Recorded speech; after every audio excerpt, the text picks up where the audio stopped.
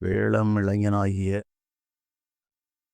எல்லாம் வல்ல ஸ்ரீ கடுகாசலமூர்த்தி பெருமானுடைய திருவருளினால் வெளிவந்து கொண்டிருக்கும் இந்த ஞான சாரலில் பல்வேறு யோக ஞான விஷயங்களிலும் ஜோதிட சாஸ்திரம் போன்ற நம்முடைய முன்னோர்களுடைய பலவிதமான கலைகளின் நுட்பங்களையும் இயன்றவரை மக்களுக்கு ஒரு தெளிவு கிடைக்க வேண்டும் என்ற அடிப்படையில் நான் விளக்கி வருகிறேன். இந்த செயல் என்னுடைய பல பிறவிகளாக தொடர்ந்து வருவது. இந்த பிறவியிலும் சுமார் 50 ஆண்டுகளுக்கு முன்பாகவே என்னிடம் இது பற்றி பலவிதமான தர்க்கவாதங்கள் செய்பவர்கள் மிகுந்திருந்தார்கள். பல ஊர்களிலும் நான் இருந்திருக்கிறேன். பலதரப்பட்ட மக்களையும் சந்தித்திருக்கிறேன். நாத்திக கருத்து உடையவர்கள், கம்யூனிச கருத்து, பொது உடைமை கருத்து உள்ளவர்கள், தீவிரமாக ஒரு மதத்தை, அது சைவமானாலும் வைணவமானாலும் சிறுதெய்வ வழிபாடுகள் ஆனாலும் மற்றும் பலவித வழிபாடுகளை செய்கின்றவர்கள், இவர்கள் அனைவருமே என்னோடு தொடர்பில் நட்புடன் இருந்து பழகியிருக்கிறார்கள்.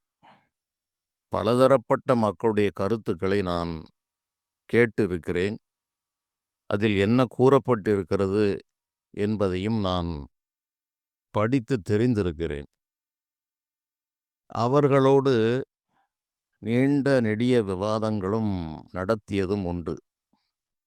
இறுதியில் அவர்கள், சரி, நீங்கள் மற்றவர்களுடைய விளக்கத்திலிருந்து உங்களுடைய விளக்கம் நடுநிலையோடு மாறுபட்டதாக இருக்கிறது.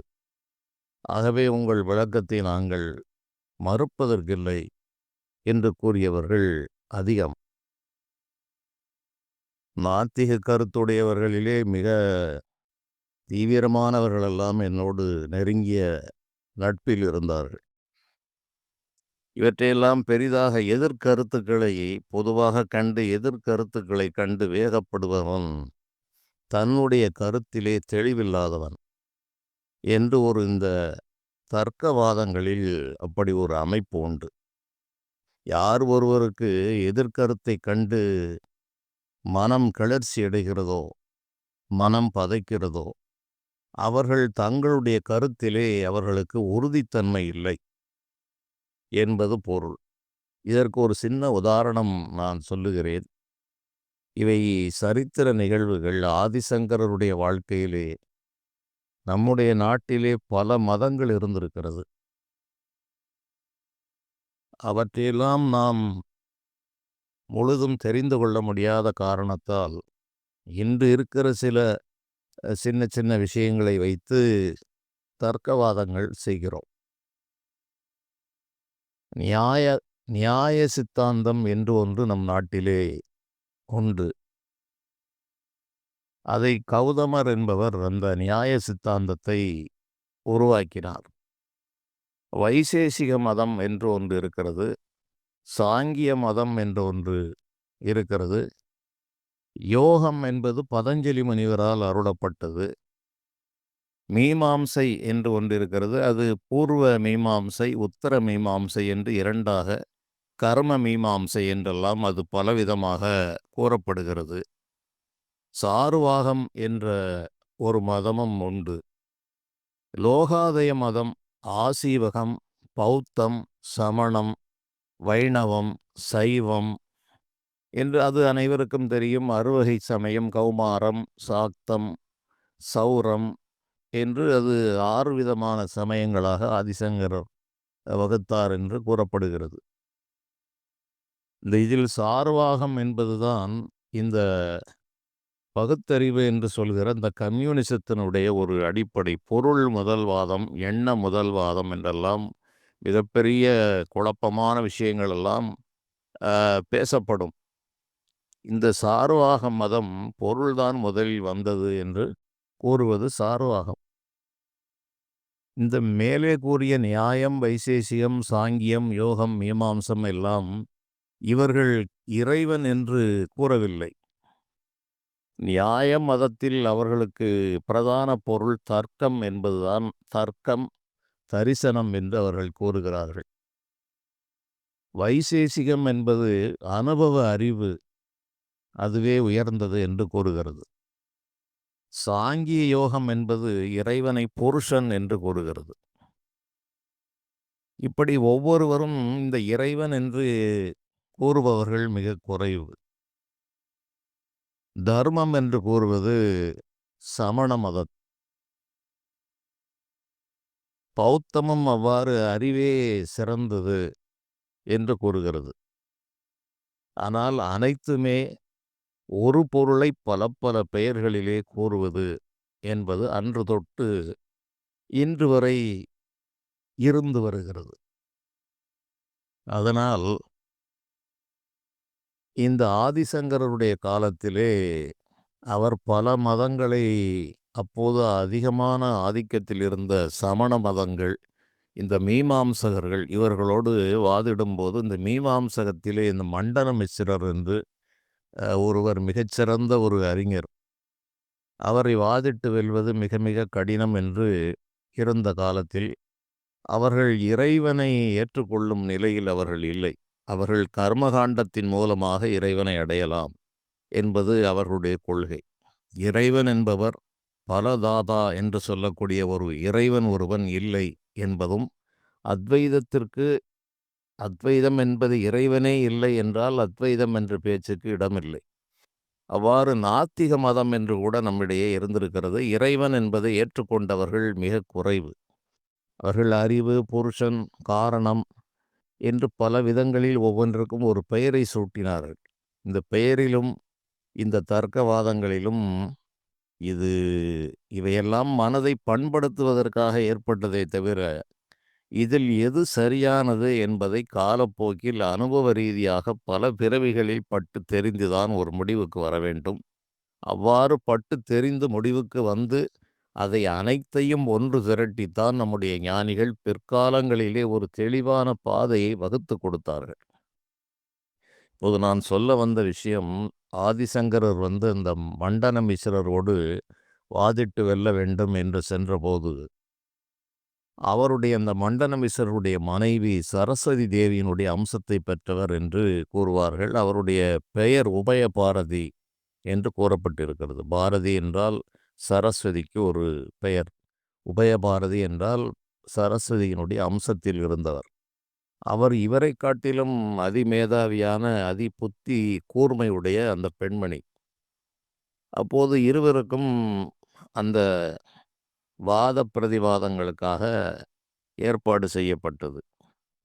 அப்போது இதில் வெற்றி தோல்வியை எப்படி தீர்மானிப்பது என்ற நிலை வந்தபோது, அந்த உபயபாரதி கூறினார், 2 பேரும் தினந்தோறும் ஒரு புதிய ரோஜா மாலையை அணிந்து கொண்டு உங்களுடைய வாதங்களை செய்யுங்கள். இதில் யாருடைய மாலை என்று வாடுகிறதோ அவர் தோற்றுவிட்டார் என்று பொருள் என்று அந்த அம்மையார் அதற்கு ஒரு வழியை கூறினார். அதுபோல சில நாட்கள் விவாதம் நடந்தது. இதில் என்ன அந்த பந்தயம் போட்டியினுடைய இது என்ன என்றால், ஆதிசங்கரர் தோற்றுவிட்டால் அவர் சம்சாரி ஆகிவிட வேண்டும். மண்டன மிஸ்ரர் இல்லறவாசியாக இருக்கிறார், அவர் தோற்றுவிட்டால் சந்நியாசி ஆகிவிட வேண்டும் என்பதுதான் இதனுடைய நிபந்தனை. இவ்வாறு இருக்கும்போது அந்த ஒருவேளை தினமும் உணவுக்கு அழைக்கும்போது இந்த உபயபாரதி ஆதிசங்கரரை சுவாமி பிட்சைக்கு வாருங்கள் என்று அழைப்பார். தன்னுடைய கணவராகிய மண்டன மிஸ்ரரை சுவாமி உணவிற்கு உண்ண வாருங்கள் என்று அழைப்பார். சில நாட்கள் அந்த விவாதம் தொடர்ந்தது. ஒரு நாள் இருவரும் பிட்சைக்கு வாருங்கள் என்று அந்த உபயபாரதி அழைத்தார். இதைக் கேட்டு திடுக்கிட்ட அந்த மண்டன மிஸ்ரர் தன்னுடைய மாலையை பார்த்தார். அந்த மாலை வாடியிருந்தது. இந்த அம்மையார் மிகச்சிறந்த அறிவாளி என்ற காரணத்தால் போட்டியினுடைய நிபந்தனை யாருடைய மாலை வாடிவிட்டதோ அவர்கள் தோற்றுவிட்டார்கள் என்பது பொருள் என்பதுதான் அந்த போட்டியினுடைய நிபந்தனை. இந்த அம்மையார் கண்காணித்து வரும்போது தன்னுடைய கணவருடைய மாலைகள் வாடியிருந்தது. ஆதிசங்கரருடைய மாலை அப்படியே இருந்தது. காரணம் என்ன என்றால், உணர்ச்சி வயப்படுவதன் மூலமாக உடல் வெப்பம் அதிகரித்து இந்த மலர்கள் வாடிவிடுகிறது. தன்னுடைய கருத்தில் உறுதியற்ற தன்மை இருக்கிற காரணத்தால் அவர்களுக்கு இந்த உணர்ச்சி வேகம் ஏற்பட்டு சினம் எழுகிறது. இப்படி ஒரு நுட்பமான பரிசோதனையை அந்த அம்மையார் நடத்தினார். ஆகவே போட்டியில் தோற்றுவிட்டார் என்ற அடிப்படையில் இருவரும் பிட்சைக்கு வாருங்கள், ஏனென்றால் இவர் சந்நியாசியாக மாற வேண்டும், சந்நியாசி பிட்சை எடுத்து சாப்பிட வேண்டும் என்று இது ஒரு சம்பவம். இதன் தொடர்ச்சியாக நிறைய கதைகள் இருக்கிறது, அதை பின்னால் நான் கூறுகிறேன். அப்படி இந்த நாட்டிலே தன்னுடைய பலவிதமான கருத்துக்கள் இருக்கிறது, அனைத்தையும் கேட்க வேண்டும். கண்டது கற்கில் பண்டிதனாவான் என்று ஒரு பழமொழி உண்டு. அது கண்டதையெல்லாம் படித்தால் பண்டிதனாய் விடுவான் என்றும் ஒரு பொருள் இருக்கிறது. நம் முன்னால் இருக்கிற கருத்துக்களின் உண்மைத்தன்மையை கண்டு அது கற்க பண்டிதனாவான் என்ற நுட்பமான பொருளும் இருக்கிறது. எந்த ஒரு கருத்தையும் புறந்தள்ள முடியாது. அனைத்தையும் வாங்கி அலசி ஆராய்ந்து பார்த்துத்தான் ஒரு முடிவை எடுக்க வேண்டும். ஒருதலை பட்சமாக எனக்கென்று ஒரு கொள்கையில் நான் நின்று கொண்டு பார்த்தால் இந்த உலகத்தின் உண்மைத்தன்மையை என்னால் முழுதும் உணர முடியாது. இது எல்லா மனிதர்களுக்கும் பொதுவானது. நான் ஒரு கருத்தை முடிவு செய்துவிட்டேன். அதன் பிறகு அனைத்துமே அதற்கு எதிராகத்தான் தோன்றும். ஆனால் தான் வள்ளுவர் பெருமான் எப்பொருள் யார் யார்வாய் கேட்பினும் அப்பொருள் மெய்ப்பொருள் காண்பது அறிவு. எப்பொருள் எத்தன்மை தாயினும் அது முரண்பாடுகள் மிகுந்த அறிவுக்கு பொருந்தாத நிலையில் இருந்தாலும் கூட அதனுடைய மெய்ப்பொருளை காண்பதுவே அறிவு. சொல்பவர் எவ்வளவு உயர்ந்தவரா குறைந்தவரா என்றெல்லாம் பார்க்க வேண்டாம். அதை நீ ஆராய்ந்து தெரிந்து கொள். அதனுடைய மெய்ப்பொருளை நீயோ கற்று தெளிந்த அறிஞர்களோ என்ன கூறுகிறார்கள் என்று தெரிந்து ஒரு முடிவு செய் என்றுதான் கூறினார். அந்த அடிப்படையில் நம்முடைய நாட்டு ஞானிகளெல்லாம் இவ்வாறு ஆண்டாண்டு காலமாக நடந்து வந்த பலவிதமான அந்த மார்க்கங்கள், இறைவனை பற்றி சொல்லுகின்ற பலவிதமான அனந்தகோடி மார்க்கங்களையெல்லாம் அலசி ஆராய்ந்து இறுதியாக ஒரு முடிவை கொண்டு வந்தார்கள். சமய கோடிகளெல்லாம் தன் தெய்வம் என் தெய்வம் என்று எங்கும் தொடர்ந்து எதிர்வழக்கிடவும் நின்றது எது என்று ஒரு ஞானி கூறுகிறார். உலகத்தில் உள்ள சமய கோடிகளெல்லாம் என்னுடைய தெய்வம்தான் சிறந்தது, உன்னுடைய தெய்வம்தான் சிறந்தது என்று எங்கும் தொடர்ந்து எதிர்வழக்கிடவும் நின்றது எது? எங்கெங்கு பார்த்தாலும் எதிர்வழக்கிட்டு கொண்டு சச்சரவிட்டு கொண்டு அலைகின்ற அந்த உண்மை பொருள் எது என்று பார்க்கும்படியாக நம்மை கூறினார். அவ்வாறு உயர்ந்த நிலையில் பார்க்கும்போது நாம் பொதுவாக எனக்கு பல ஆண்டுகளுக்கு முன்பு இப்படி பலதரப்பட்ட மனிதர்களுடைய விவாதங்களில் கலந்து கொண்டு இந்த நம்பிக்கை வந்தவர்களிடையே பல குழப்பங்கள் இருக்கிறது. இவர்களுக்கு ஒரு தெளிவற்ற நிலை இருக்கிற காரணத்தால் தான் நாத்திகவாதங்களும் வளருகிறது. இதை நடுநிலையாளர்கள் என்பவர்களும் இதை மூட நம்பிக்கை என்று தள்ளுகிறார்கள். காரணம், இந்த இறை நம்பிக்கை உள்ளவர்களிடையே இருக்கிற கணக்கில்லாத பேதங்கள். இவர்கள் அடிப்படை விஷயங்களை கற்றவர்கள் என்பது நம்பிக்கை, இறை நம்பிக்கை என்ற ஒன்று இருக்கிறதே தவிர, அந்த இறை நம்பிக்கை சார்ந்து நம்முடைய முன்னோர்கள் எழுதிய நூல் அறிவு மிக மிக குறைவு. இதை நான் பலரிடம் வலியுறுத்துவது வழக்கம். ஏனென்றால் நமக்கு கணக்கில்லாத நூல்கள் இருக்கிறது. ஒரு நூல் என்று நமக்கு இல்லை. நம்முடைய பாரத நாட்டிலே அனைத்திற்கும் வழிவகை செய்யப்பட்டிருக்கிறது. ஒவ்வொருவரும் ஒவ்வொரு நூலை பிரதானமாக எடுத்துக்கொள்ளுகிறார்கள். பலவிதமான வழிபாட்டு சுதந்திரங்கள் இங்கு வழங்கப்பட்டிருக்கிறது. இதில் எந்த தடைகளும் இல்லை. காரணம் என்ன என்றால், எந்தெந்த பக்குவ நிலை உள்ளவர்கள் எதை எதை வழிபட வேண்டுமோ அவர்கள் அதை வழிபடலாம் என்று அந்த வழிபாட்டு சுதந்திரங்கள் பரிபூரணமாக கொடுக்கப்பட்டிருக்கிறது.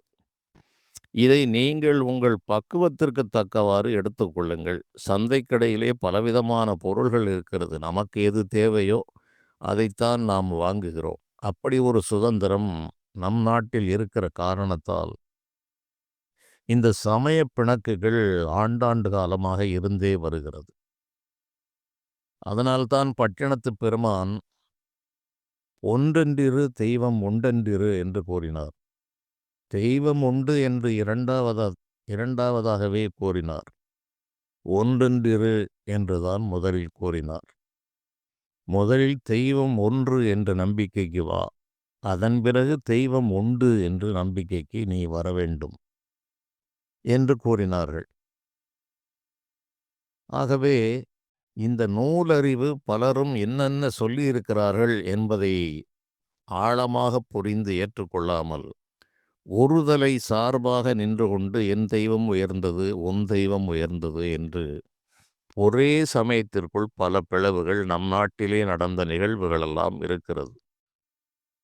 சைவர்களுக்கும் வைணவர்களுக்கும் சுமார் 800 ஆண்டுகளுக்கு முன்பாக நம்முடைய தமிழ்நாட்டில் மிகப்பெரிய வாத பிரதிவாதங்கள், அதனால் பலவிதமான அசம்பாவிதங்களெல்லாம் நிகழ்ந்தது என்பது நம் வரலாற்றின் மூலமாக நாம் அறிய முடிகிறது. சோழ தேசத்து அரசன் கோச்சங்கனான் மிகப்பெரிய சிவபக்தன், சைவத்தில் உறுதியாக இருந்தவன். அவர் அந்த கோச்சங்கனான் பிறப்பதற்கு சில நாழிகைகள் கழித்து பிறந்தால் இவர் ஒரு மிகப்பெரிய ஒரு மன்னனாக திகழ்வார், மிகப்பெரிய ஆலய திருப்பணிகள் எல்லாம் செய்வார் என்று ஜோதிடர்கள் கூறிய காரணத்தால் அவரை கருவுற்றிருந்த அந்த அரசியார் அந்த நாழிகைகள் கழிவதற்காக அவரை தலைகீழாக கட்டி தொங்க விடுவதற்கு அவர் சம்மதம் தெரிவித்தார். அந்த குறித்த நாழிகை வரையில் அவர் தலைகீழாக கட்டி தொங்கவிடப்பட்டு, அதன் காரணமாக இந்த குழந்தையினுடைய கண்களிலே அதிகமான இரத்தம் பாய்ந்து, அந்த நாழிகைக்கு பிறகு இவர் கீழே இறங்கி வந்து இந்த லக்னத்தில் பிறந்தால் இவன் மிகப்பெரிய ஒரு மன்னனாக இருப்பான், மிகப்பெரிய ஆலய திருப்பணிகள் செய்வான் என்று அப்படி தவம் இருந்து பிறந்தவர் இந்த செங்கணான் என்கிற இந்த சோழ சக்கரவர்த்தி. கோச்செங்கணான் என்று அவருடைய கண்கள் பிறக்கும் போதே சிவந்திருந்த காரணத்தால் செங்கண்ணான் என்று அழைக்கப்பட்டார். அவர் திருவானைக்காவல் முதலிய பல ஆலயங்களை அவர் காலத்தில் சோழ மண்டலத்திலே உருவாக்கினார். தீவிரமான சைவத்தை அவர் ஆதரித்து வளர்த்தார். அவர் காலமும் ராமானுஜருடைய காலமும் ஒன்று என்று கூறப்படுகிறது. அந்த காலகட்டங்களில் இவர்களுக்கு இடையே பலவிதமான போர்கள், பலவிதமான தாக்குதல்கள் எல்லாம் நடைபெற்றிருக்கிறது. அதைத் தவிர காளமேக புலவர் பிறப்பால் ஒரு வைணவராக இருந்து அவர் ஸ்ரீரங்கத்தில் சேவை செய்து கொண்டிருந்த போது திருவானைக்காவலிலே வேலை செய்கிற, மடைப்பள்ளியில் வேலை செய்கிற ஒரு பெண்ணோடு காதல் மலர்ந்தது என்று சில காலம் கழித்து இவர் சைவராக மாறிவிட்டார். மாறிவிட்டு இவர் அகிலாண்டேஸ்வரி சந்நிதியில் மடைப்பள்ளியில் இவர் வேலை செய்கிறார். அந்த பெண் சிவாலயத்தில் வேலை செய்கிறார். அவ்வாறு இருந்தபோதுதான் அகிலாண்டேஸ்வரி சரஸ்வதியினுடைய அம்சமாக வந்து இரவு நேரத்தில் தூங்கிக் கொண்டிருந்த அந்த காளமேகம் என்பவருடைய இயற்பெயர் வரதன் என்று கூறப்படுகிறது. வரதராஜன் என்ற அந்த வரதனுடைய வாயிலே அம்பாளுடைய தாம்பூல எச்சில் பட்ட காரணத்தால் அவர் கவி மேகமாக காளமேகம் என்று பெயர் பெற்று அவருடைய பாடல்கள் எல்லாம் இன்று சான்றாக இருக்கிறது. இதுபோல எந்த தெய்வம் உயர்ந்தது என்று இவற்றுக்கெல்லாம் நிறைய கேலியான கதைகளும் விசித்திரமான விஷயங்கள் எல்லாம் நிறைய இருக்கிறது. அதற்குள் போவதென்றால் நிறைய தொடர்கள் பேச வேண்டும். இப்போது இறைவன் என்பவர் யார் என்பதை நாம் 2 நிலைகளில் நம்முடைய முன்னோர்கள் கூறியிருக்கிறார்கள். உருவ நிலையில் இருக்கிறார், அருவ நிலையில் இருக்கிறார். அருவநிலை வழிபாடு மிக உயர்ந்தது. உருவநிலை வழிபாடு பொதுவாக அனைவருக்கும் கூறப்பட்டது. ஒரு உருவத்தை பற்றித்தான் அருவ நிலைக்கு செல்ல வேண்டும் என்பதால் உருவ வழிபாடு ஆரம்ப நிலையில் உள்ளது என்பதை தெரிந்து கொள்ள வேண்டும். அதை வேதாந்த நூல்கள் சகுண பிரம்மம் என்று கூறுகிறது. இந்த சகுண நிலையில் இறைவன் சுத்த மாயையில் இருந்து அவர் பிரணவ தேகத்தில் இருந்து அவர் தொழில் செய்கிறார் என்பது ஞான கருத்து. நிற்குண நிலையில் அவர் பரபிரமமாக இருக்கிறார் அல்லது பரசிவமாக இருக்கிறார். அது இப்போது தேவையில்லை. இந்த உருவ நிலையில் வரும்போது அவர் பலவிதமான உருக்களை அவர் கொள்ளுகிறார். ஒரே தெய்வம்தான் பலவிதமான வடிவங்களை அவர் தாங்குகிறார். பலவிதமான ஆற்றல்களை பெற்று ஒன்றுதான் பலவாகப் பிரிகிறது. சென்று சென்று அணுவாய் தேய்ந்து தேய்ந்து ஒன்றாம் திருப்பெருந்துறை உரை சிவனே என்று மணிவாசகர் கூறுகிறார். அணுபோல நுட்பமாகப் பிரிந்து பலவிதமாக சென்று சேர்ந்ததெல்லாம் ஜீவகோடிகளும் இந்த சிறு தெய்வம் பெருந்தெய்வம் என்று சொல்வதெல்லாம் அந்த இறைவனாகத்தான் இருக்கிறார் என்று இவர்கள் சந்தேகத்திற்கு இடமில்லாமல் பல இடங்களில் கூறியிருக்கிறார். இவற்றை படிக்காதது நம்முடைய பிழை. நம்முடைய கையில் இருக்கிற விஷயங்களை இன்று ஒரு 10-40 ஆண்டுகளுக்கு உள்ளாக உள்ள ஒரு விஷயங்களை அல்லது ஒரு 75 ஆண்டுகள் 100 ஆண்டுகளுக்கு உள்ளான ஒரு விஷயங்களை மட்டும் வைத்து எந்த ஒரு முடிவையும் எடுக்க முடியாது. பல நூல்கள் என்ன சொல்லி இருக்கிறது, நம்முடைய அனுபவம் எவ்வாறு இருக்கிறது, அனைத்திலும் நடுநிலையாளர்கள் என்ன சொல்லியிருக்கிறார்கள் என்று பார்க்க வேண்டும். அதில் ஒரு சமயம் என்றால், வைணவம் என்றால் அவர்கள் நாராயணனைத்தான் பிரதான தெய்வமாக வணங்குவார்கள். சைவம் என்றால் சிவனைத்தான் முதல் தெய்வம் என்று வணங்குகிறார்கள். விநாயக புராணம் என்று எடுத்துக்கொண்டால் விநாயகரைத்தான் முழுமுதல் கடவுள், மற்றவர்களெல்லாம் இவரிடம் தோற்றார்கள் என்றுதான் எழுதப்பட்டிருக்கும். இப்படி ஒவ்வொரு சமயங்களும் அந்த தெய்வத்தை முன்னிலைப்படுத்தி சொல்லியிருப்பார்கள். இவையெல்லாம் ஒரு பாடப்பிரிவு என்று கல்லூரிகளிலே இருப்பது போல, ஒரு பிரதான பாடம் என்றால் அது பிரதானமாக போதிக்கப்படும், மற்றவைகளும் போதிக்கப்படும். ஆனால் அந்த மெயின் சப்ஜெக்ட் என்பது தனியாக இருக்கும். இதுபோலதான் இந்த இறைவனுடைய அந்த ஞான ஒழுங்கு அமைப்புகளிலே பலதரப்பட்ட சுதந்திர நிலைகள் கொடுக்கப்பட்டது. அப்போது நாம் தான் இவற்றை புரிந்து கொள்ள வேண்டும். தெய்வங்கள் ஒன்று என்று வந்த பிறகு அதில் இது உயர்வு இது தாழ்வு என்ற பேச்சிற்கு எம்மியளவும் இடமில்லை. இதை நான் பல உரைகளிலும் கூட கூறியிருக்கிறேன். சாதாரணமாக நாம் வீட்டிற்கு மின்சாரம் 240 வோல்ட் ஏசி மின்சாரத்தை பயன்படுத்தித்தான் மின்விசிறி, மின்விளக்கு, மற்ற மிக்சி, கிரைண்டர் இவையெல்லாம் செயல்படுகிறது. இது ஏசி மின்சாரம். இது 240 வோல்ட் என்றும் இதற்கு ஆம்பியர் வோல்ட்டு கரண்ட் என்றெல்லாம் பல விஷயங்கள் இருக்கிறது. இது இப்போது இன்வெர்ட்டர் என்பது இல்லாத வீடுகள் அநேகமாக இல்லை. இந்த இன்வெர்ட்டர் என்பது என்ன என்றால், கரண்டிலே டிசி கரண்ட் என்பது ஒன்று இருக்கிறது. அது இந்த பேட்டரி மூலமாக சாதாரணமாக நாம் உபயோகப்படுத்துவது இந்த டைரக்ட் கரண்ட் என்ற டிசி மின்சாரம். இதுக்கு தான் ஒரு பேட்டரி வாங்கி அதை மாற்றுவதற்கு இந்த இன்வெர்ட்டர் என்பது தலைகீழாக அப்படி மாற்றுவது. அந்த டிசி கரண்டை உற்பத்தி செய்வது அந்த பேட்டரி. அதை ஏசியாக மாற்றி நாம் பயன்படுத்துகிறோம். அப்போது ஒரு மின் ஆற்றலை வேறு ஒரு மின் ஆற்றலாக மாற்றுகிறோம்.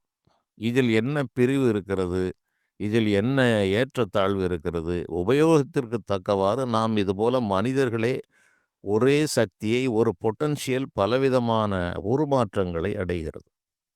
அதைப்போல மொபைல் ஃபோனுக்கு சார்ஜர் என்று இல்லாதவர்களே இல்லை, அதை பயன்படுத்தாதவர்களும் இல்லை. அந்த நிலையில் பார்த்தால் அது 6 வோல்ட் 5 வோல்ட் டிசி மின்சாரத்தில் தான் அதை சார்ஜ் செய்ய முடியும். அந்த டிசி வோல்ட் எப்படி வருகிறது என்றால், நாம் சாதாரணமாக வருகிற 240 வோல்ட் ஏசி பிளக்கிலே அதை நாம் பொருத்துகிறோம். அதில் உள்ள அந்த எலிமினேட்டர் அதை ஏசி மின்சாரத்தை டிசி மின்சாரமாக 5 வோல்ட்டாக நமக்கு மாற்றி தருகிறது, கன்வெர்ட் பண்ணி நமக்கு தருகிறது. இதுபோலதான் இறைவன் தேவைக்கு ஏற்ப பலவிதமான நிர்வாக வசதிகளுக்காக அந்த ஆற்றல்களை கூட்டியும் குறைத்தும் வைத்திருக்கிறார். இந்த அடிப்படையை மனதிலே வாங்கி கொள்ள வேண்டும். அது இல்லாத காரணத்தால் தான் இதில் உயர்வு தாழ்வு என்றெல்லாம் பல வேதாவேதங்கள் வருகிறது. ஞானிகள் என்ன கூறுகிறார்கள் என்றால், யாதொரு தெய்வம் கொண்டீர் அத்தெய்வமாகி அங்கே மாதொரு பாகனார்தான் வருவார். மற்ற தெய்வங்கள் பிறக்கும் இறக்கும் மேல்வினைப்படும், இவை இலாதான் எவரென்று தெரிந்து வணங்குவீரே என்பது ஞானிகளுடைய வாக்கு. எந்த தெய்வத்தை நீ வணங்கினாலும் அந்த தெய்வமாக அங்கே வருபவர் அம்பாளாகிய பராசக்தியை ஒரு பாகத்திலே கொண்ட அந்த சிவபெருமான் தான் வருவார். அவருடைய நிர்வாகத்தில் இருக்கிற பலவிதமான தெய்வம் என்ற பெயரில் இருக்கிற அந்த சக்திகளெல்லாம் ஒரு நிலையில் அவர்களுக்கு மீண்டும் பிறப்பு இருக்கிறது, இறப்பும் இருக்கிறது. அது மேல்வினைப்பட்டு உயர்ந்த நிலைக்கும் செல்லும். ஆகவே இந்த 3 நிலைகளும் இலாதான் இறைவன் என்று தெரிந்து நீ அவரை வணங்கு. இந்த நிலையில் உனக்கு தேவைப்படுகிறது. ஆரம்ப பள்ளி கூட நிலையில் இருப்பவருக்கு ஆரம்ப பள்ளி ஆசிரியரே போதுமானது. உயர்நிலைப் பள்ளியில் ஒரு பாடம், அங்கு ஒரு ஆசிரியர். கல்லூரியில் ஒரு பாடம், அங்கு ஒரு ஆசிரியர். அதற்கு மேல் ஆய்வு படிப்புகள் படிக்கும்போது அதனுடைய பாடம் வேறு, அதனுடைய ஆசிரியர் வேறு. அக்ஷரம் என்ற படிப்பு ஆரம்ப பள்ளிதான் சொல்லிக் கொடுத்திருக்கும். அவை இல்லாவிட்டால் இந்த உயர்நிலைக்கு வர முடியாது. ஆகவே ஒரு ஏணியின் முதல் படியும் கடைசி படியும் போல அந்த ஏணியெல்லாம் அனைத்தும் சேர்ந்ததுதான் ஒரு ஏணி. இதில் ஏற்றத்தாழ்வுகள் என்பதை பார்க்க முடியாது. தேவைக்கு தக்கவாறு சொல்லப்பட்டிருக்கிறது. அதைத் தவிர அடுத்து ஒரு பெரிய குழப்பம் அன்று தொட்டு இன்று வரை உள்ளது. தெய்வம் பலி கேட்கிறதா? பலி என்றால் எதை பலி கொடுப்பது? சைவ கோயில்கள் என்று சொல்பவற்றிலும் பலிபீடங்கள் அமைக்கப்பட்டிருக்கிறது. ரத வீதிகளிலே அங்கங்கே மூலைக்கு மூலை பலிபீடங்கள் வைத்திருப்பார்கள். இந்த பலி என்பது என்ன என்றால் உயிர்களை கொல்வது என்று பின்னால் அது ஒரு வழக்கமாக மாறியது. சைவ கோயில்களில் ஏன் பலிபீடம் வைத்தார்கள் என்பது யாரும் சிந்திப்பதில்லை. அதுவே சைவ கோயில் என்று ஆகிவிட்டது. பிறகு ஏன் அங்கு பலி பீடம் வைக்க வேண்டும்? அப்போது நாம் பலி கொடுக்க வேண்டிய விஷயம் எது என்பதை தெரிந்து கொள்ள வேண்டும். பலிபீடத்திலே பலியை கொடுத்த பிறகுதான் இறைவனை வணங்குவதற்கு நமக்கு ஏற்பாடு செய்திருக்கிறார்கள். அதன் பிறகு கொடிமரம், கொடிமரத்திற்கு அப்புறம் அந்த அர்த்த மண்டபம் என்று சொல்லி அந்த மூல கற்ப கிரகம் வரை சென்று நாம் வணங்கி வருகிறோம். அப்போது எதை பலி தர வேண்டும் என்பதிலே பல குழப்பங்கள் இருக்கிறது. ஒரு விஷயத்தை மாறுபட புரிந்து கொள்வது, அதை நீண்ட காலம் பின்பற்றுவது என்பது இந்த பரந்து விரிந்த இந்த பாரத நாட்டினுடைய சமய கோட்பாடுகளிலே இருக்கிறது. அதனுடைய மெய்ப்பொருள் தெரிந்து செய்பவர்கள் குறைவு. அவரவர் தங்கள் தங்கள் வசதிக்கு ஏற்ப செய்து கொள்ளலாம். அதை எவரும் தடை செய்யப் போவதுமில்லை, அதை மறுக்கப் போவதுமில்லை. அவர்களாகவே தெரிந்து புரிந்து காலப்போக்கிலே எது சரி எது தவறு என்று வரும் வரை இந்த வழிபாடுகளிலே எவருமே குறுக்கிடுவதில்லை. யாரும் எங்கும் இதை அரசாங்கமே பார்த்து ஒன்றை விலங்குகளை பலியிடுவதற்கு தடை விதித்தால் தவிர, சமயவாதிகள் என்று இதற்கென்று ஒரு தனி குரு என்று ஒருவர் கிடையாது. பல பிரிவுகள் இருப்பதால் ஒவ்வொருவருக்கும் ஒவ்வொரு வழிகாட்டிகள் இருக்கிறார்கள். அப்போது இங்கு சர்வ சுதந்திரமாக வழிபடும் ஒரு தன்மை இங்கு இருக்கிறது. இதில் குழப்பம் செய்பவர்கள், உயர்வு தாழ்வு பேசுபவர்கள் அவர்களுடைய மனப்பக்குவத்திற்கு ஏற்ப பேசுகிறார்கள். அதை நாம் பொருட்படுத்த வேண்டிய அவசியமில்லை. நடுநிலையில் பார்ப்பவர்களுக்கு உயர்வும் இல்லை, தாழ்வும் இல்லை. ஏசி மின்சாரம் டிசி ஆகிறது, டிசி ஏசி ஆகிறது. அதற்கு மேல் உயர் அழுத்தங்கள் எல்லாம் இருக்கிறது. ஆகவே ஒன்றை மட்டும் இதை மட்டும் வைத்துக்கொண்டு இது எனக்கு போதும் என்றால் அதோடு நின்று கொள்ளலாம். உயர் அழுத்தம் ஒரு பெரிய ஆலை என்றால் அவருக்கு இந்த 240 வோல்ட் எல்லாம் பத்தாது. தனி டிரான்ஸ்ஃபார்மர் போட்டு கிலோவாட் கணக்கிலே அவர்களுக்கு மின்சாரம் தேவைப்படுகிறது. இப்படி சர்வ சுதந்திரமும் இந்த இந்த பரந்து விரிந்த சமய கோட்பாடுகளிலே இருக்கிறது என்பதை நடுநிலையோடு ஏற்றுக்கொள்ள வேண்டும். அதைத் தவிர நான் இன்று ஒரு பிறவி பிறந்திருக்கிறேன். ஒரு ஒரு ஊரிலே, ஒரு நாட்டிலே, ஒரு தெருவிலே, ஒரு இனம் என்று சொல்கிற மனிதர்களால் இந்த மயக்கத்திற்கு ஆளாகாத மனிதர்களே இல்லை. தன்னை அறிவு சார்ந்தவர்கள் தன்னை உடம்பென்றே நினைப்பதில்லை. உடம்பே தனதல்ல என்றால் இதற்குள் ஒரு இனப்பிரிவை நான் சார்ந்தவன் என்று நினைத்து கொண்டு அதை தூக்கி பிடித்து கொண்டிருந்தால் அவனுக்கு ஞானம் என்பது வரவில்லை என்பதே பொருள். எல்லா பிறப்பும் பிறந்தளித்தேன் எம்பெருமான் என்று மணிவாசகர் கூறுகிறார். பல பிறவிகளை உணர்ந்தவன் பலவிதமான இனப்பிரிவுகளில் மொழிகளிலும் அவன் பிறந்ததை அறிகிறான். அவ்வாறு அறியும் போது எந்த இனத்தை, எந்த மொழியை, எந்த நாட்டை தன்னுடைய சொந்த நாடு என்று அவன் சொல்ல முடியும். இந்த விஷயங்கள் தெரிந்தவர்கள் இது போன்ற சச்சரவுகளுக்குள் மாட்ட மாட்டார்கள். அது தெரியாத காரணத்தால் எல்லாவற்றையும் நாம் கோபுரத்தை பொம்மை தாங்குவதில்லை. தாங்குவது போல் வைக்கப்பட்டிருக்கும். சுதந்திரமில்லாத மனிதன் தான் கடைத்தேறி போக வேண்டும் என்று பார்க்க வேண்டுமே தவிர, கண்முன்னால் இருக்கிறவற்றை சிலவற்றை மட்டுமே வைத்துக்கொண்டு அதில் சச்சரவிடுவது என்பது காலம் காலமாக இருக்கிறது. இன்று நான் ஒருவன் பேசிவிட்டதால் இந்த சச்சரவுகள் எல்லாம் நின்று விடாது. இது யாருக்கு புரிய வேண்டுமோ அவர்களுக்கு புரியும். அவர்கள் அதை ஏற்றுக்கொள்வார்கள். காலம் உள்ள அளவும் இந்த கருத்துக்கள் இருந்து கொண்டே இருக்கும். சச்சரவுகளும் இருந்து கொண்டே இருக்கும். ஆனால் இன்று சச்சரவுகள் குறைந்து வருகிறது. ஒரு காலகட்டங்களில் இவர்களுக்கு வேறு வழியில்லாத காரணத்தால் உள்ளுக்குள்ளே அந்த சச்சரவுகள் நிகழ்ந்தது. அந்நிய படையெடுப்புகள் வந்தவுடன் இதை விட்டுவிட்டு அவர்களை எதிர்ப்பதில் முனைப்பாக இருந்தார்கள். அது ஓய்ந்த பிறகு நாத்திக கருத்துக்களும் பலவித எதிர்மறை கருத்துக்களும் வந்தவுடன் அதை எதிர்ப்பதில் இருந்தார்கள். இப்படி இதெல்லாம் இறைவனுடைய ஒரு விளையாட்டு, காலத்தினுடைய கோலம் என்று நடுநிலையோடு விட்டுவிடுவதைத் தவிர, இது அனைத்தையும் சரி செய்வது என்பது ஒரு மனிதனால் இயலக்கூடிய காரியம் அல்ல. காரணம் இறைவனுடைய அவர்தான் கர்த்தா. அனைத்து சமயங்களையும் அவர்தான் உருவாக்கினார்.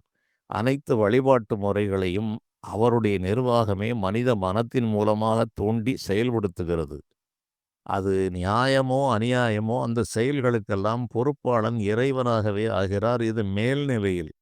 கீழ்நிலையில் பிறகு என்ன என்று கேள்விகள் வரலாம். மனித சுதந்திரம், 6வது பிரித்தறியும் அறிவு என்று ஒன்றை கொடுத்துத்தான் இறைவன் மனிதனை வைக்கிறார். மற்றவைகளுக்கு அந்த வாய்ப்பு இல்லை. அந்த 6வது அறிவு என்ற பகுத்தறியும் அறிவையும் மனித சுதந்திரத்தையும் பயன்படுத்தி எது சரியான பாதை என்று தேர்ந்தெடுக்கிற ஒரு உரிமை மனிதனிடம் இருக்கிறது. அதன் காரணமாகத்தான் இது போன்ற விளக்க உரைகள், தெளிவுரைகள் என்று ஞானிகள் கூறி சென்றார்கள். அதை எடுத்து என்னை போன்றவர்கள் கூறுகிறார்கள். ஆகவே பலிபீடம் என்பது பலி எதை கொடுக்க வேண்டும் என்று ஞானிகள் கூறுவதை பார்க்கும்போது, துள்ளும் அறியாம் மனது பலி கொடுத்தேன், கர்ம துஷ்ட தேவதைகள் இல்லை, துரிய நிறை சார்ந்த தேவதையாம் உனக்கே துளும்பன் அன்பு அபிஷேக நீர். இதில் என்ன சொல்லுகிறார் என்றால், மறி என்பது ஆட்டிற்கு ஒரு பெயர், மறி என்று கூறுவார்கள். அது சின்ன ஆட்டுக்குட்டி துள்ளி துள்ளி கொதித்து கொண்டே ஓடும். இவ்வாறு ஒரு இடத்தில் இல்லாமல் துள்ளி கொண்டிருப்பது இந்த மனம். இந்த மனதை துள்ளும் அறியாம் மனது பலி கொடுத்தேன் என்று கூறுகிறார். இந்த துள்ளி கொண்டு அலைந்து ஒரு புள்ளியில் நிலை பெற்று தெளிவு பெற்று இந்த இறையருளை பெற தடையாக இருக்கிற இந்த மனதை, அலைபாய்கின்ற மனதை நான் பலி கொடுத்தேன். அவ்வாறு பலி கொடுத்த காரணத்தால் நல்வினை தீவினை என்ற கர்ம துஷ்ட தேவதைகள், இந்த மனிதனை கட்டுப்படுத்தி அஞ்ஞான இருளில் வைக்கிற துஷ்ட தேவதைகள் இந்த மறி என்ற இந்த ஆட்டை, மனம் என்ற ஆட்டை பலி கொடுத்தவுடன் இவைகளெல்லாம் மறைந்தது. துரிய நிறை சார்ந்த தேவதையாம் உனக்கே துளும்பு என் அன்பு அபிஷேக நீர். துரிய நிலையில் விளங்குகின்ற சிவப்பிரகாசமான அந்த இறைவனுக்கு என்னுடைய அன்புதான் அபிஷேக நீராக பயன்படுகிறது. அவருக்கு என்ன நைவேத்தியம் என்றால், உள்ளுறையும் என் ஆவி நைவேத்தியம். எனக்குள்ளே இருக்கிற அந்த ஜீவனையே உனக்கு நான் அர்ப்பணிக்கிறேன். அங்கு தூப தீபங்கள் எது என்றால், பிராணன் ஓங்கு மதி தூப தீபம். என்னுடைய உடம்பிலே சுவாசமாக ஓடிக்கொண்டு பிராணசக்தியாக விளங்குகிற அதுவே தூப தீபமாக செயல்படுகிறது, விளங்குகிறது. இந்த பூஜை ஒரு காலத்தில் நடந்து கதவை பூட்டி கொண்டு செல்லக்கூடிய பூஜை அல்ல. ஒரு காலம் அன்று, இது சதாகால பூஜையாய் ஒப்புவித்தேன். சதாகாலமும் இந்த பூஜை, இதற்கு கால நேரம் எல்லாம் தேவையில்லை. இது சதா காலமும் இந்த பூஜையை நான் செய்து கொண்டே இருக்க முடியும். ஆகவே சதாகால பூஜையாய் ஒப்புவித்தேன். கருணைகூர் தெள்ளி மறை வடிவிட்ட அமுதப் விளம்பே, தெளிந்த தேனே, சர்க்கரையே, திவ்ய ரசம் யாவும் திரண்டு ஒழுகும் பாகே, தெவிட்டாத ஆனந்தமே, கள்ளன் அறிவோடு மெல்ல மெல்ல வெளியாய் கலக்க வரும் நல்லுறவே என்று ஞானிகள் கூறுகிறார். இந்த கள்ள மனமுடைய என்னுடைய அறிவின் ஊடாக வந்து படிப்படியாக என்னுடைய சிந்தையை தெளிவித்து விளங்குகின்ற இறைவா என்று மிகத் தெளிந்த ஞானிகள் இதை கூறுகிறார்கள். இதனால்தான் சைவ கோயில்களிலே இந்த மனமும் மனதிலுள்ள தீய எண்ணங்கள், போட்டி, பொறாமை, சூது, வாது, அழுக்கு என்ற பலவிதமான கொடிய குணங்களை இவற்றைத்தான் துஷ்ட தேவதைகள் என்று கூறினார்கள். இடத்திற்கு இடம் பொருள் மாறுபடும். வெளியே வணங்குவது என்பது வேறு ஒரு நிலை. அது ஒரு தேவதா சக்தி, அது இறைவன் வைத்திருக்கிறார். இறந்து போன முன்னோர்களிலே மிகச் சிறந்தவர்கள், புகழ் பெற்றவர்களை நடுகல்லாக நட்டி வழிபாடு செய்தல் என்பது அது ஒரு தனி வழிபாடு. அதையும் இறை நிர்வாகமே வைத்திருக்கிறது. அதைத்தான் நான் முதலில் கூறினேன். யாதொரு தெய்வம் கொண்டீர் அங்கே, அத்தெய்வமாகி மாதொரு பாகனாகி அந்த இறைவன்தான் வருவார். சிவனும் சக்தியும் சேர்ந்துதான் அனைத்து பூஜைகளையும் ஏற்கிறார்கள். இவ்வாறு இந்த பலி என்பதில் சைவ கோயில்களில் ஆனாலும் சரி, எங்கு ஆனாலும் சரி, பலி கொடுக்க வேண்டியது மனம் என்ற ஒரு மிகப்பெரிய ஒரு ஆற்றல். அந்த ஆற்றலை கீழ்நிலைப்படுத்துவது, மேல்நிலைப்படுத்துவது என்று 2 இருக்கிறது. இந்த கீழ்நிலைப்படுத்தும் தன்மையை மாற்றி அதை மேல்நிலைப்படுத்துவதுதான் இந்த பலி கொடுப்பது. மனதை மடைமாற்றம் செய்வது என்ற அடிப்படையில் இதுதான் இந்த ஆடு, கோழி, எருமை என்று சொல்லப்பட்டிருக்கிறது உயர்ந்த ஞானத்திலே. அதை சாமானிய நிலையில் எப்படி வேண்டுமானாலும் எடுத்துக்கொள்ளலாம். அதற்கெல்லாம் நீண்ட விளக்கங்கள் இருக்கிறது. அதை நான் பின்பு தருகிறேன். ஆங்காரம் என்னும் கருங்கிடாயை அறிவால் கண்டு வெட்டு என்று சித்தர்கள் கூறினார்கள். உனக்குள்ளே நான் எனது என்கிற அகங்காரத்தை அறிவால் கண்டு நீ வெட்டு என்பதை இதை வேடிக்கையாக நாங்கள் ஒரு சிலர் பேசும்போது சித்தர் பாடல்களிலே இதை காலப்போக்கிலே ஆங்காரம் என்ற கருங்கடாயை அறிவாள் கொண்டு வெட்டு என்று ஆகிவிட்டது என்று பேசிக்கொள்வது வழக்கம். உண்மையும் அப்படித்தான்.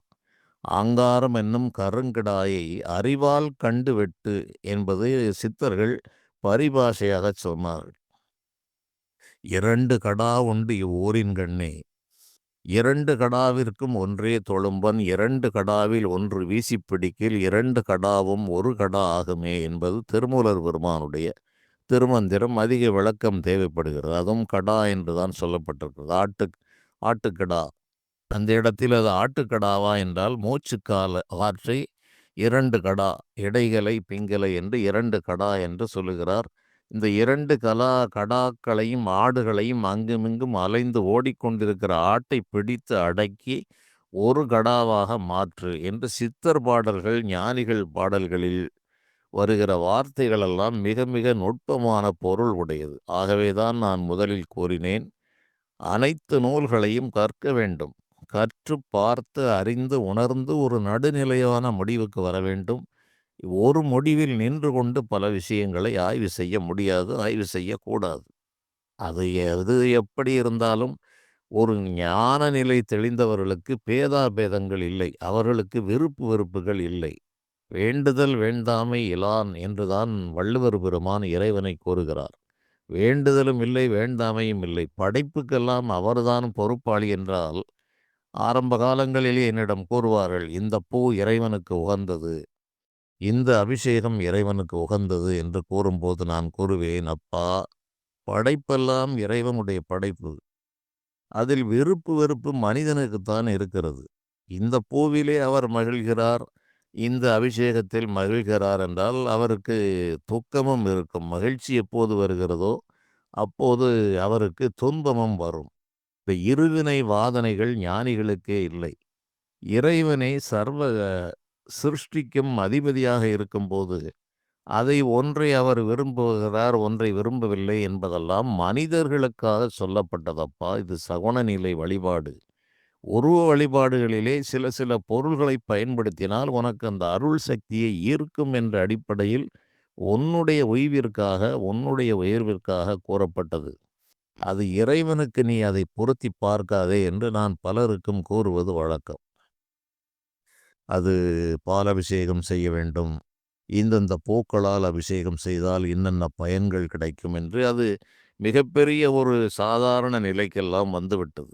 இறைவனோ விருப்பு வெறுப்பற்று இருக்கிறார்.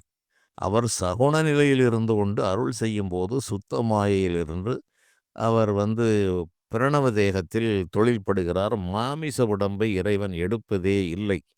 சிறு தெய்வங்களானாலும் சரி, பெருந்தெய்வங்களானாலும் மின்சாரத்தை நாம் பார்க்க முடியாது, உணர முடியும், பயன்படுத்துகிறோம், அவ்வளவுதான். மின்சாரமே அந்த நிலை என்றால் இது அணுவையெல்லாம் தாண்டிய ஒரு விஷயத்தை கண்டு உணர முடியாது. எண்ணாயிரத்தாண்டு யோகம் இருப்பினும் கண்ணார் அமுதை கண்டறிவார் இல்லை. உள்நாடி உள்ளே ஒளியுற நோக்கினால் கண்ணாடி போல கலந்திருந்தானே என்று திருமூலர் பெருமான் கூறுகிறார். எண்ணாயிரத்தாண்டு யோகம் இருந்தாலும் கண்ணால் அமுதினை கண்டறிவார் இல்லை. இதை கண்டறிய முடியாது. ஆகவே எந்த தெய்வத்திற்கும் மாமிச உடல், மனிதனைப் போல விருப்பு வெறுப்பு, இது போன்ற உணர்வுகள், இது போன்ற குற்றங்கள் எல்லாம் இல்லை. முந்திய காலங்களிலே பலர் கேட்பார்கள், இறைவனுக்கு அனைத்தையும் செய்கிறீர்கள், பள்ளியறை வரையிலும் வைக்கிறீர்கள், ஏன் கழிவறை வைக்கவில்லை என்று பல ஆண்டுகளுக்கு முன்பு கேட்கப்பட்ட கேள்விகள். இதற்கு பலருக்கும் விடை தெரியாமல் இது அவர்களை விமர்சிப்பது என்பதுதான் நிகழ்ந்ததை தவிர இன்றளவும் அதற்கு விடை காண்பார் இல்லை.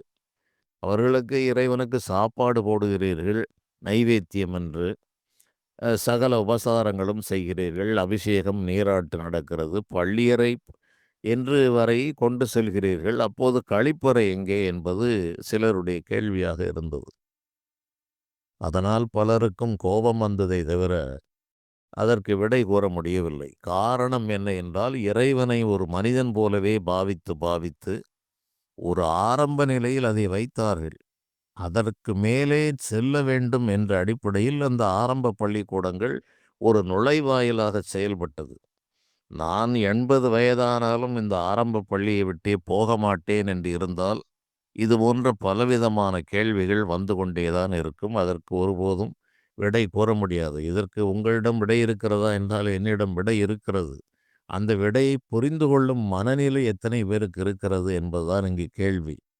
அதன் காரணம் என்ன என்றால், இந்த நம்முடைய ஞானிகள் கூறிய அனைத்து நூல்களினுடைய அறிவையும் நாம் நழுவ விட்டு விட்டதுதான் இத்தனை குழப்பங்களுக்கும் காரணம். நன்றாக படித்தாலே ஒரு விஷயத்திற்கு பல பொருள் இருக்கிறது. படிக்கவே மாட்டேன், யாரோ சொன்னதை கேட்டு நான் படிக்கிற பழக்கம் எனக்கு இல்லை. அதை நல்லவர்கள் கூறினால் கேட்கிற பழக்கமும் இல்லை. எனக்கு எது பிடித்திருக்கிறதோ அதை நான் கேட்டுக்கொள்கிறேன் என்று நம்முடைய முன்னோர்கள் கூறிய பலவிதமான வாய்மொழிகளை எல்லாம் நாம் கையிலே இருந்தும் தவறவிட்டு விட்ட காரணத்தால் இன்றும் தவறவிட்டு கொண்டுதான் இருக்கிறோம். அந்த அடிப்படை, அந்த நூலறிவு, அது அனுபவ அறிவாக மாறி சாதிக்காத வரை இந்த சர்ச்சைகள் ஒருபோதும் ஓயாது. இவர் எதிரி என்பது வெளியே இல்லை. நான் அன்றுமின்றும் கூறுவது அதுதான். ஒரு இறை நம்பிக்கையாளர்களிடையே மலிந்து கிடக்கிற கணக்கில்லாத பேதங்களை சரி செய்வதுதான் ஒரு சரியான ஒரு மனிதனுடைய வேலையாக இருக்க முடியும். இவர்களை தெளிவித்தால் பல குழப்பங்கள், எதிரி என்பது எங்குமே இல்லை. நம்பிக்கை உடையவர்களுக்கு இடையே தெளிவின்மை காணப்படுகிறது. அது பறந்து விரிந்து கிடக்கிறது. கணக்கில்லாத பேதங்கள் இருக்கிறது. இதில் பிணக்குகள் அதிகமாக இருக்கிறது. நான் சொல்வதே சரி, நீ சொல்வதே சரி. எதுவும் யாருக்கும் சொந்தமில்லாத இந்த உலகத்தில் ஒளியும் சொந்தமல்ல, நாடும் சொந்தமல்ல என்ற நிலை வந்த பிறகு, இந்த அறிவு வந்த பிறகு, எனக்கென்று ஒரு தெய்வம், எனக்கென்று ஒரு நாடு, எனக்கென்று ஒரு மொழி, எனக்கென்று ஒரு இது, நான் ஒரு வழியில் போயிருக்கிறேன், அடைந்திருக்கிறேன், அதோடு நான் நிறுத்தி கொள்ள வேண்டும். இதுதான் சரி, நீ இதைத்தான் செய்ய வேண்டும் என்று நான் என்றும் எவருக்கும் கூறியதில்லை. ஞானிகள் கூறியவற்றை, நான் பார்த்தவற்றை, அடைந்து அனுபவித்தவற்றை செய்தியாக நான் உங்களுக்கு தருகிறேன். அதை ஆழ்ந்து சிந்தித்து அதில் நடுநிலை என்ன இருக்கிறது என்று பார்த்து எடுத்துக்கொள்ள வேண்டியது உங்களுடைய பொறுப்பு. தீர்ப்பு சொல்வது என்பது எந்த ஞானிகளும் சொல்லவில்லை. அப்பா, நான் இந்த வழியில் சென்று அடைந்தேன், இந்த வழியில் நீ முயன்று பார் என்றுதான் நமக்கு வாய்ப்பு கொடுத்து சென்றார்கள். நாம் போய் பார்க்க வேண்டும். அவர்கள் கூறியதையே படிக்காமல் மேலோட்டமாக உள்ள விஷயங்களையே ஆய்ந்து கொண்டிருக்கக்கூடாது. ஆகவே பல கேள்விகளுக்கு இதில் விளக்கங்கள் எல்லாம் இருக்கிறது. இறைவனுக்கு கோபம் வருமா வராதா, தண்டனை கொடுப்பாரா கொடுக்க மாட்டாரா என்பதெல்லாம் நீண்ட விளக்கம் தர வேண்டிய விஷயங்கள். வாய்ப்பு வரும்போது அதை நான் சொல்லுகிறேன். இதுவே காலங்கள் கடந்து விட்டது. சற்று பொறுமையோடு கேட்டு பயன்பெறுமாறு கேட்டுக்கொள்கிறேன். மேலும் இது போன்ற செய்திகளை பார்க்கலாம். மீண்டும் கூறுகிறேன், நான் நடுநிலையோடு சிந்தித்து பேசுகிறவன். எனக்கு விருப்பு வெறுப்பு என்பதெல்லாம் இல்லை. எதை பற்றியும் நான் சிந்திக்கக்கூடியவனும் அல்ல. என்னுடைய நிலை மிக மிக வேறான ஒரு மாறுபட்ட நிலையில் இருக்கிறது. செய்திகளை தெளிவை கொடுக்க வேண்டும் என்பதுதான் என்னுடைய நோக்கம். இந்த சமய சச்சரவுகளுக்கெல்லாம் என்றோ கடந்துவிட்ட ஒரு மனநிலை பெற்றவன். ஆகவே ஒரு சிலரேனும் தெளிவு பெற வேண்டும் என்ற அடிப்படையில் இதை கூறுகிறேன். மேலும் பார்க்கலாம். நன்றி.